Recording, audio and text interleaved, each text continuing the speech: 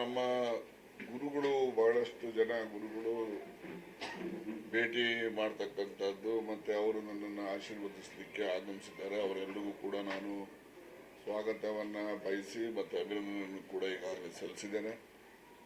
ಆ ಸಂದರ್ಭದಲ್ಲಿ ತಾವು ಕೂಡ ಅವರ ಜೊತೆಯಲ್ಲಿ ಮಾತಾಡಿದಿರಿ ಅಂತೇಳಿ ನಾನು ಆಶಿಸ್ತೇನೆ. ಈ ಮಧ್ಯೆ ನನ್ನನ್ನು ಆಶೀರ್ವದಿಸಲಿಕ್ಕೆ ಆಗಮಿಸಿದಂಥ ಪರಮ ಪೂಜ್ಯ ಎಲ್ಲ ಗುರುವರಿಯರಿಗೂ ಕೂಡ ನಾನು ಶಿರಸಾಷ್ಟಾಂಗ ನಮಸ್ಕಾರಗಳನ್ನು ತಿಳಿಸುವುದರ ಜೊತೆಗೆ ಕೆಲವು ವಿಚಾರಗಳನ್ನು ಸಂಗತಿಗಳನ್ನು ನಾನು ಕೂಡ ಅವರ ಜೊತೆಯಲ್ಲಿ ಮುಕ್ತವಾಗಿ ವಿಚಾರ ವಿನಿಮಯ ಮಾಡಿಕೊಂಡಿದ್ದೇವೆ.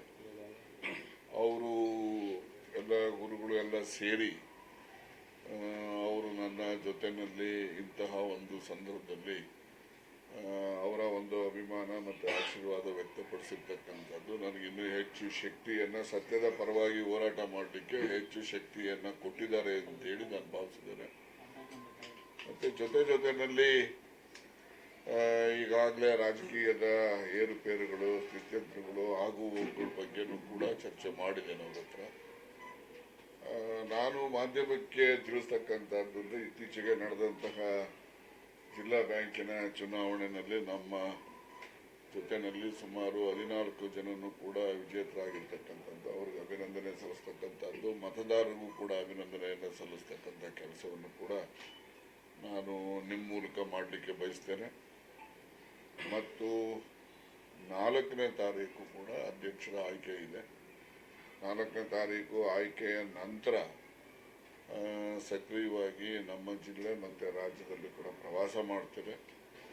ಈಗಾಗಲೇ ಏನು ಮೊನ್ನೆ ವಿಧಾನಸಭೆ ಮತ್ತು ವಿಧಾನ ಪರಿಷತ್ತುಗಳಲ್ಲಿ ಸಹಕಾರಿ ಕಾಯ್ದೆಗೆ ತಿದ್ದುಪಡಿಗಳು ಏನೆಲ್ಲ ಬಂದಿದ್ದಾವೆ ಆ ಎಲ್ಲ ತಿದ್ದುಪಡಿಗಳನ್ನು ಕೂಡ ನಾನೇ ತಯಾರು ಮಾಡಿದಂಥದ್ದು. ನಾನು ಅಂತೇಳಿದ್ರೆ ನನ್ನ ಇಲಾಖೆಯ ಎಲ್ಲ ಅಧಿಕಾರಿ ವರ್ಗದವರನ್ನು HK ಪಾಟೀಲ್ರನ್ನ ಹಲವಾರು ಬಾರಿ ಸಭೆಗಳನ್ನು ನಡೆಸಿ ಆ ಒಂದು ತಿದ್ದುಪಡಿಗಳನ್ನು ತಂದಿದ್ದೇವೆ. ಆ ತಿದ್ದುಪಡಿಗಳಿಂದ ನನಗಂತೂ ಸಮಾಧಾನ ಇದೆ. ಯಾಕೆಂದರೆ ಸರ್ವರಿಗೂ ಸಮಬಾಳು ಸಮಪಾಲು ಅಂತ ಹೇಳಿ ನಾವೇನು ಪದೇ ಹೇಳ್ತಾ ಇರ್ತೀವಿ, ಅದು ನಿಜಕ್ಕೂ ಕೂಡ ಪೂರ್ಣ ಅಲ್ಲದೆ ಇರೋ ಅಲ್ಪ ಸ್ವಲ್ಪನಾದರೂ ಕೂಡ ಸಹಕಾರಿ ಆಂದೋಲನದಲ್ಲಿ ಸಮಬಾಳು ಸಮಪಾಲಿನ ಅವಕಾಶ ಕಲ್ಪನೆಯನ್ನು ಆ ಕಾಯ್ದೆಯ ತಿದ್ದುಪಡಿಗಳ ಮೂಲಕ ತಂದಿದ್ದೇವೆ.